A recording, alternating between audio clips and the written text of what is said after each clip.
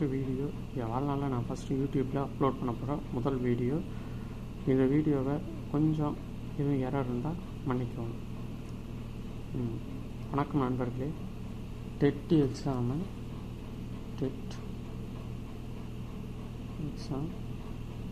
எப்படி 60 நாட்களில் படித்து வெற்றி பெறுவது பற்றிய சிறு தொகுப்பு.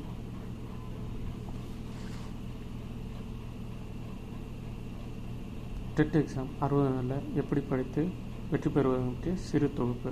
டெட் எக்ஸாமினேஷனுக்கு எல்லா பேரும் ப்ரிப்பேர் ஆகிட்டு இருப்பீங்கன்னு எனக்கு தெரியும். ஆனால் எப்படி நம்ம 60 நாளில் பாஸ் பண்ண போகிறதா உங்களுக்கு இருக்க பயம்.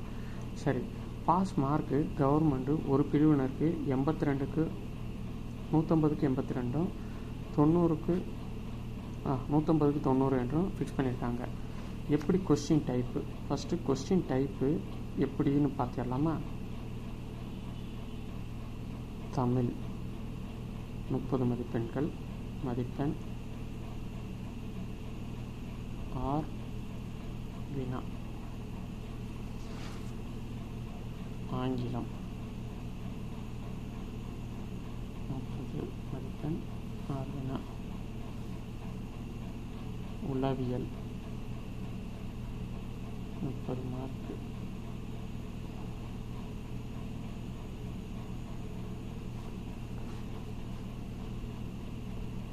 அறிவியல் ப்ளஸ் கணக்கு.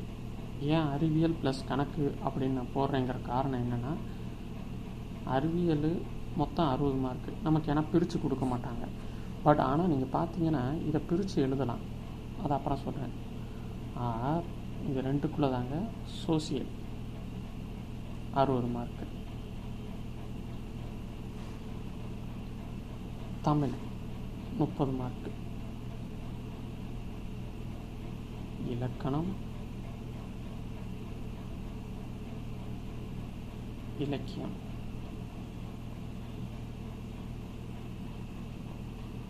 இலக்கணத்தில் 12 கொஸ்டின், இலக்கியத்தில் 12 கொஸ்டின் வரும். மொத்தம் 24 கொஸ்டின். ஓகேங்களா? 30க்கு 24 இப்படி வரும். இதில் 6 கொஸ்டின் சேஞ்ச், கூடவோ குறையவோ செய்யலாம். ஒவ்வொரு சப்ஜெக்டும் கூடவோ குறையலாம். தட் இஸ் 15, 16 இப்படி ரேஷியோ சேஞ்ச். ஆங்கிலம், இங்கிலீஷ் 30 மார்க்ஸில் 20 கிராமர், 10 மார்க்ஸ் ஜென்ரல். ஓகேங்களா? கணக்கு ப்ளஸ் அறிவியல் இதை பற்றி பார்த்துருவோமா? உளவியல் கடைசியாக சொல்கிறேன். கணக்கு அறிவியலில் மொத்தம் 60 மார்க்கு. 60 மார்க்கில் கணக்கு மட்டும் 20 மார்க்ஸ் வரும். அறிவியல் 40 மார்க் வரும். இப்போ இந்த அறிவியல் இதை மட்டும் கொஞ்சம் பிரித்து சொல்லிடுறேன் உங்களுக்கு பயம் இல்லாமல் இருக்கிறதுக்காக. இயற்பியல், ஃபிசிக்ஸு 8 மதிப்பெண்,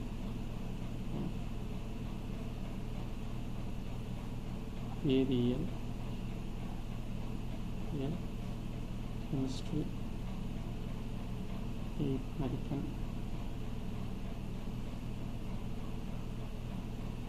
தாவரவியல், பாட்டனி 8 மதிப்பெண்,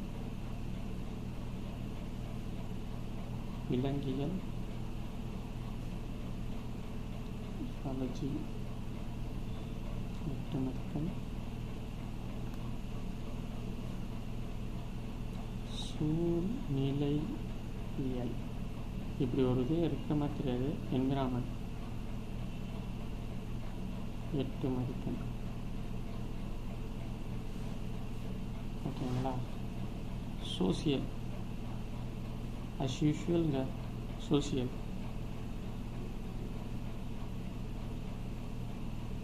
அதில் 3 பார்ட்டு: வரலாறு, புவியியல், நாளாக பிரிச்சுக்கலாம், தமிழ்நாடு, இந்தியா. இப்படி பிரிச்சிங்கன்னா வரலாறில் 6 கொஸ்டின் வரும், புவியியலில் 15க்கு மேலே வருங்க, தமிழ்நாடு ஹிஸ்ட்ரியில் 12 கொஸ்டின் வரும், இந்தியாவில் 10 கொஸ்டின் வரும். இது கொஞ்சம் ஆசிலேஷன் ஆகும். அப்புறம் இதில் ப்ளஸ் ஆர் மைனஸஸ் கொஞ்சம் வாய்ப்பு இருக்குது. ஸோ அதுக்கப்புறம் நீங்கள் யாருமே எதிர்பார்க்காது சுதந்திர போராட்டம், அதாவது காந்தி பின் முன் அப்படின்னு போட்டு அதுலேருந்து நமக்கு வரக்கூடிய கொஸ்டின் 10 கொஸ்டின் வந்துடுங்க. இப்போ 10, 20, 30, 37, 45 இதில் மினிமம் இந்த மாதிரி கொஸ்டின் டைப் வந்ததுனால உங்களுக்கு மார்க்ஸ் எங்கிட்டேருந்து வரப்போகுதுங்கிறத பற்றி நான் சொல்லிட்டேன். அதுக்கப்புறம் உளவியல் பற்றி சொல்லணும்னா 30 மார்க்குங்க உளவியல். இதில் மொத்த யூனிட் எத்தனை? யூனிட் 10 யூனிட்ல 10 கொஸ்டின்ஸ். மாணவ சம்பந்தமாக அறிவியல், அறிஞர் கூற்று 10 கொஸ்டின் வந்துருங்க. அதுக்கப்புறம் அப்ளைடு நாலேஜ் 5 கொஸ்டின் வந்துருங்க. மீதி 5 கொஸ்டின் ஜிகே.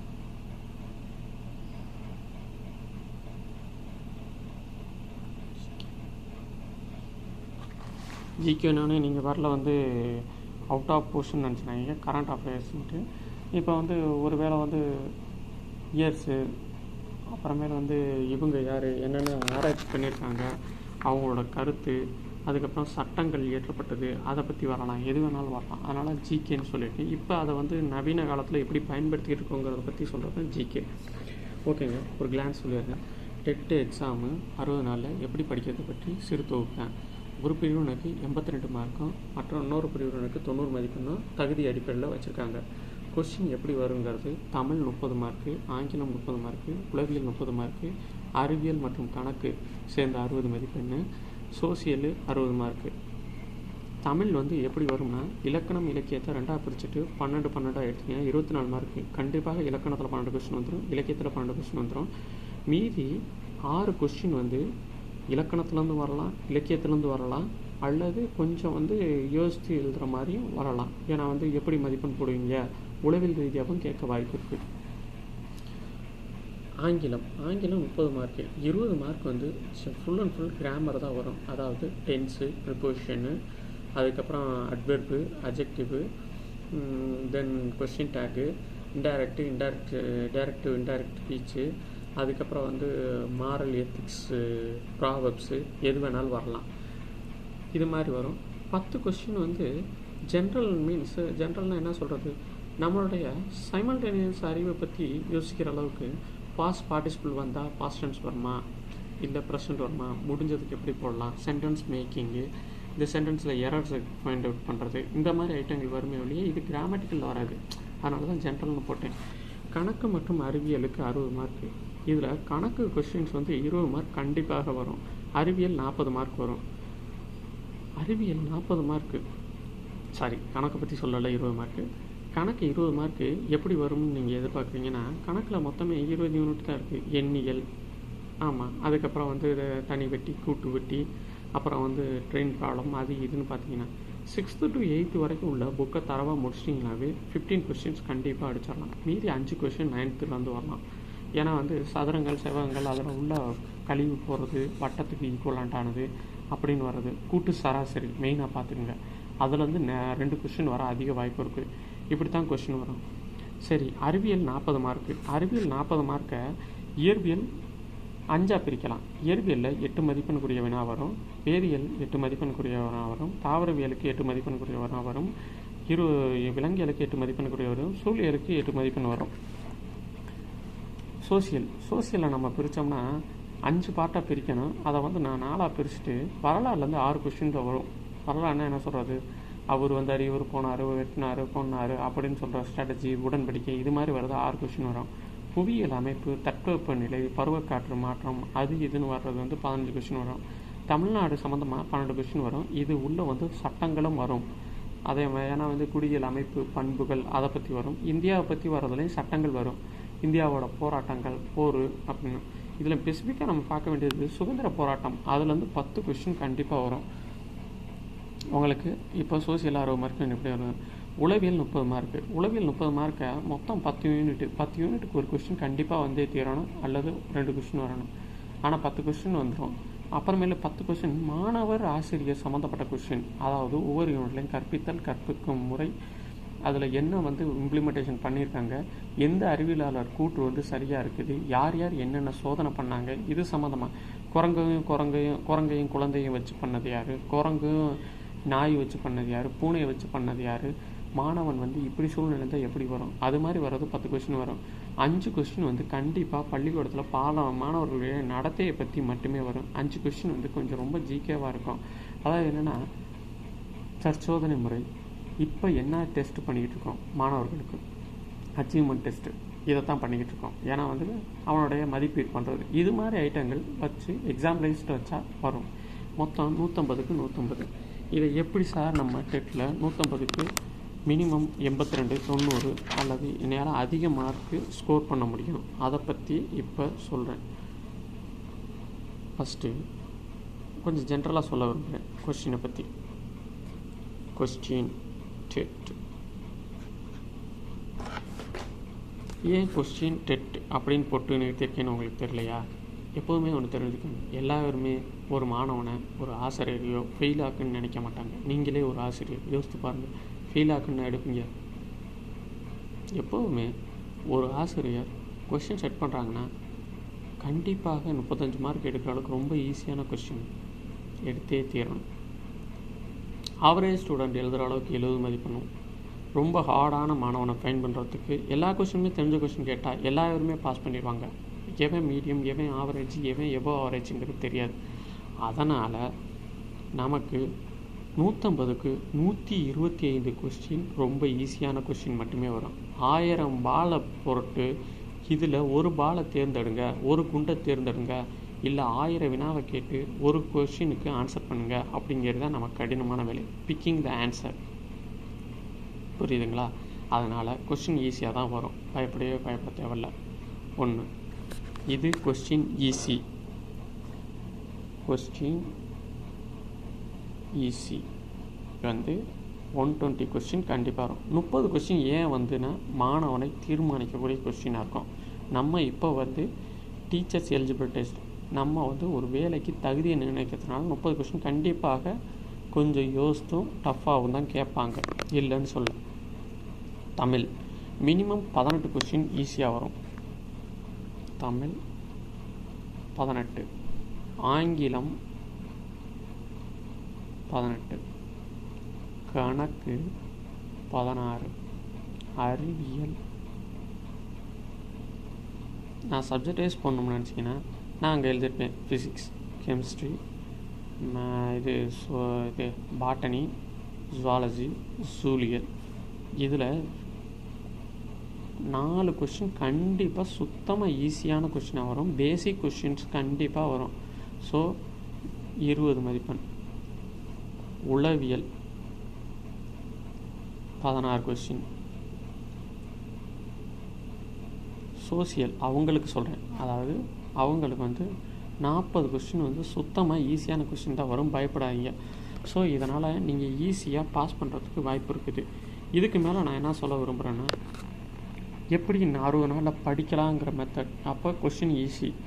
இந்த வந்து இந்த மாதிரி 12 கொஸ்டின் வந்து கொஞ்சம் கிரிட்டிக்கலாக கேட்டால் தான் யோசித்து எழுதுறீங்களா மாணவரை பிரித்து பார்க்க முடியும். இப்போ நம்ம யோசிச்சு பாருங்கள், 18 18 36, 36 + 42 52, 52 ஒரு 20 72, 72 ஒரு 16,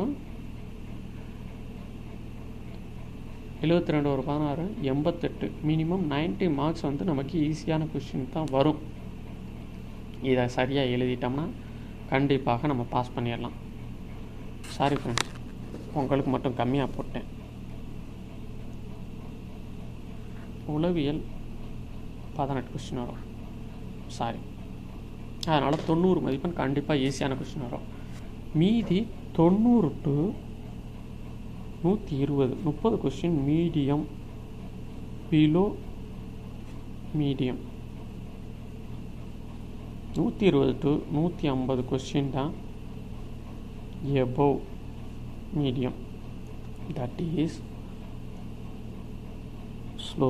இதை வந்து எப்படி சொல்லலாம், slow learner 90, just above 120, average 120, above average 135, very high knowledge அப்படின்னா 140. இந்த ரேஞ்சுக்குள்ளே தான் கொஸ்டின்ஸு இருக்கும்.